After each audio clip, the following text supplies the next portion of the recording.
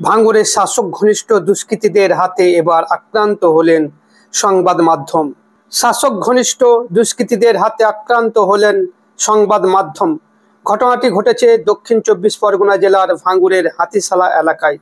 খবরের উদ্দেশ্যে নিজের বাড়ি থেকে ভাঙড়ের হাতিশালা এলাকায় যান সাংবাদিক সুরজ। বিধায়ক শওকত মোল্লা দাঁড়িয়েছিলেন ভাঙড়ের হাতিশালা এলাকায়। সেখানে শওকত মোল্লা সহ তার অনুগামী কর্মী সমর্থকরা উপস্থিত ছিল। সাংবাদিক সুরজকে দেখেই অতর্কিতভাবে ঝাঁপিয়ে পড়ে স্থানীয় তৃণমূল কর্মী হাফিজুল গাজী।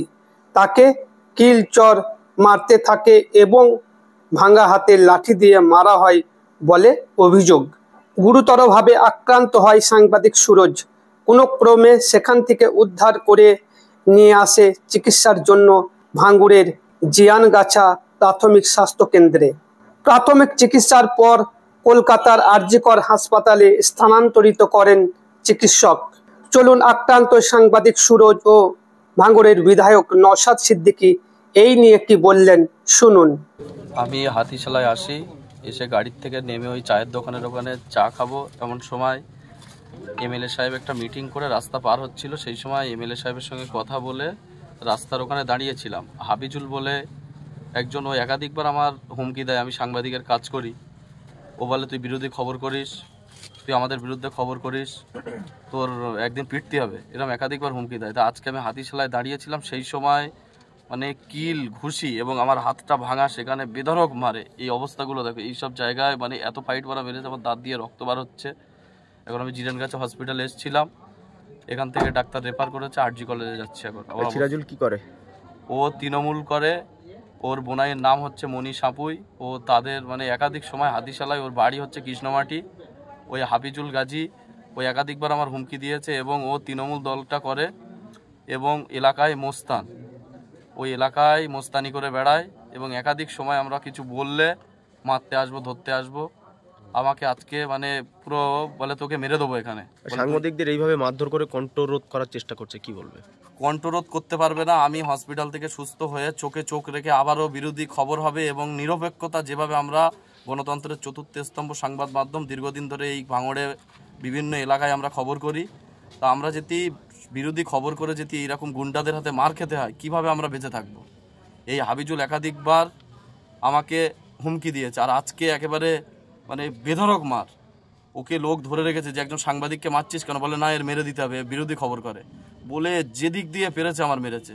লাস্টে আমি ওখানে এমএলএ শওকত মোল্লা সাহেবের সিকিউরিটি ছিল, আমি ওখানে ছুটে মুটে যাই, গিয়ে এমএলএ সাহেব গাড়ি থেকে তাড়াতাড়ি বার হয়ে এসে আমাকে ওখানকার নেতৃত্ব যারা ছিল তাদেরকে বলে যে ডাক্তারখানায় নিয়ে যেতে। আমি ওখান থেকে আমার কিছু বন্ধু ছিল, তাদের সহদায় নিয়ে আমি হসপিটালে আসি। এখন ডাক্তার ট্রিটমেন্ট করে, হাত আমার প্রচণ্ড যন্ত্রণা হচ্ছে, ডাক্তার আরজি কলেজে যেতে বলেছে। এখন দেখা যাক, আমি পুলিশের দ্বারস্থ হব যাতে এই ধরনের খুনি মোস্তানেরা এলাকায় যাতে এই মোস্তানি না করতে পারে। একটা শান্ত এলাকা, সেই জায়গায় এই ধরনের মোস্তান এবং খুনিদের জন্য আমাদের মতো সাংবাদিক কেন, সাধারণ মানুষও বের হতে ভয় পায়। এই একাধিক মানুষের মারে আমি যতটুকু জানি এবং পায়ে পা দিয়ে ঝগড়া বাঁধিয়ে যাত্রা সাধারণ মানুষ এইরকম মোস্তানদের হাতে মার খায়। এরা হচ্ছে এলাকার খুচরো মোস্তান। মানে আজকে যেভাবে আমাকে মারলো, পুরো মেরে দেওয়ার একটা পরিকল্পনা করেছিল এই হাফিজুল গাজী। সরকার সাহেব ইতিপূর্বে অবাঞ্ছিত অনেক মন্তব্য করেছেন, আমাদের নামে করেছেন। আমাদের নামে করতে করতে দেখলাম শওকত মোল্লা সাহেব বা তার ঘনিষ্ঠ মানুষের কিছু অন্যায়গুলোকে যারা তুলে ধরছিল তাদের বিরুদ্ধে হুঙ্কার দিয়েছিলেন, মারার নিতান দিয়েছিল। আজকে খবর পেলাম হাতিশালাতে, যাকে আমরা 6 লেন বলে জানি, সেখানেও রাজপথ এলাকাতে একটি ডিজিটাল প্ল্যাটফর্মের সাথে কাজ করেন এক সাংবাদিক, তার উপরে আক্রমণ হয়, যেখানে শওকত মোল্লা তার অদূরেই ছিলেন। আমরা যতটুকু খবর পাচ্ছি শওকত মোল্লা বকলমের নেতৃত্বেই আক্রমণ হয়েছে, কারণ ইতিপূর্বে বলেছিল এটা হয়েছে। তাদের অপরাধ কি?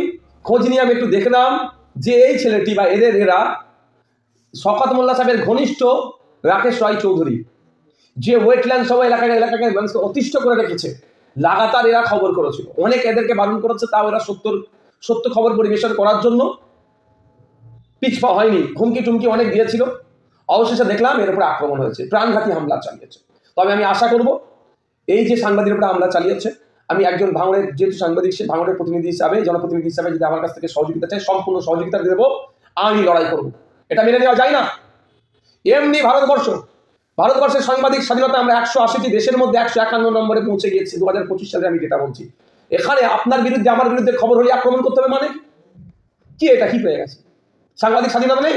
রিপোর্টার্স উইদাউট বর্ডার্স এই সংস্থা একটা সার্ভে করে ওয়ার্ল্ড ওয়াইড 180টি দেশ নিয়ে 151তম স্থানে আমরা পৌঁছে গেছি, মানে আমাদের সাংবাদিক স্বাধীনতা হস্তক্ষেপ আর গলা টিপার জন্য এই যে আক্রমণ হচ্ছে। মানে ওই ছেলেটি আর শওকতের বিরুদ্ধে না কথা খবর করতে পারে, তার চালা চামুন্ডা যারা অন্যায় কাজ করছে তাদের বিরুদ্ধে খবর করতে পারবে না, খবর করলে এই ধরনের মার হবে। এই যে স্বাধীনতা হস্তক্ষেপ করা, এই হস্তক্ষেপ করতে করতে আমরা বৃহত্তর গণতন্ত্রে বসবাস করি, যেখানে বাক স্বাধীনতা আছে, বলার স্বাধীনতা আছে, সাংবাদিক স্বাধীনতা আছে,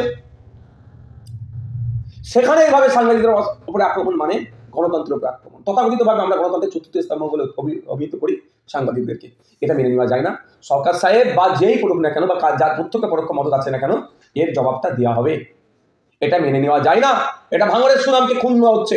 আমি ভাঙড়বাসীকে বলবো এই সরকার সাহেবের কাছ থেকে আপনারা দূরে থাকবেন, কারণ এটা ভাঙড়ের বদনাম হচ্ছে। ইতিপূর্বে অনেক হিংসা টিংসা অনেক হয়েছে, ভাঙড়ে বদনাম করেছে, তারপরে আমি ভাঙড়ে যাওয়ার ভাঙড়ের মানুষ আমাকে গ্রহণ করার পরে রক্তদান বিভিন্ন সামাজিক অনুষ্ঠান করার আস্তে আস্তে ভাঙড়ের সুনাম রাজ্যে ছড়িয়ে পড়ছে। ঠিক সরকার সাহেব এন্ট্রি হলো, তার দলের লোককে খুন করছে, আমাদের দলের লোককে খুন করছে, এইসব চলতে চলতে আবার সাংবাদিকের উপরে আক্রমণ। এটা কিন্তু ভাঙড়ের ইতিহাসে ছিল না, আমার জানা নাই সাংবাদিকের উপরে আক্রমণ। এইটা হলো ভাঙড়ের বদনাম হচ্ছে। আমি হেডলাইন কি হবে? ভাঙড়ের সাংবাদিক আক্রান্ত, ভাঙড়ের সাংবাদিক আক্রান্ত। বদনামটা কারা হচ্ছে? ভাঙড়কে করা হচ্ছে। তাই ভাঙড়ের সহজ সরল সাদাসিধে মানুষকে বলবো, এই শওকত সাহেব নামক যে নটোরিয়াস ক্রিমিনাল আছে, এর কাছ থেকে গণতান্ত্রিক প্রক্রিয়া একে ভাঙড় থেকে বিতাড়িত করতে হবে, রাজ্য থেকে গণতান্ত্রিক প্রক্রিয়াকে বিতাড়িত করতে হবে, নাহলে ভাঙড়ের নাম রাজ্যের নামে খারাপ করবে। আমি আবারও বলছি, সরকার সাহেব আপনি যে স্টেজে উঠে যে কথা বলেছেন সাংবাদিকদের আক্রমণ করবার কথা, আপনার কথা শুনে আপনার যেখানে ছিলেন তারই অদূরে এই সাংবাদিকদের আক্রমণ করেছে, এর জবাব কিন্তু আপনাকে দিতে হবে।